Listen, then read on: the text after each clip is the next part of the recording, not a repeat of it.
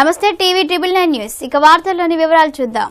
భద్రాద్రి కొత్తగూడెం జిల్లా యువ నాయకుడు తుమ్మల యుగంధర్ కు పార్లమెంటు టికెట్ ఇవ్వాలని యువత కోరుతుంది. కాంగ్రెస్ నాయకులు మంగిలాల్ చౌహాన్, రాష్ట్ర మంత్రివర్యులు తుమ్మల నాగేశ్వరరావు తనేడు డాక్టర్ తుమ్మల యుగంధర్ కు పార్లమెంటు టికెట్ ఇవ్వాలని యువత కోరుకుంటుందని కాంగ్రెస్ నాయకులు మంగిలాల్ చౌహాన్ ఒక ప్రకటనలో తెలియజేశారు.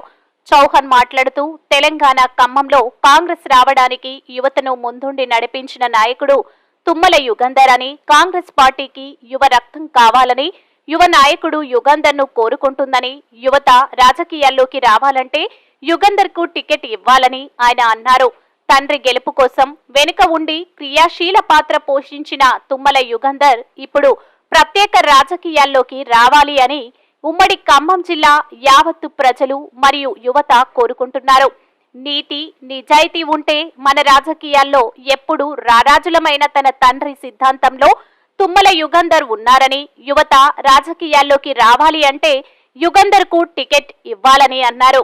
కాంగ్రెస్ అధిష్టానం ఆలోచించి యువతకు పెద్దపీట వేయాలని మంగిలాల్ చౌహాన్ కోరారు.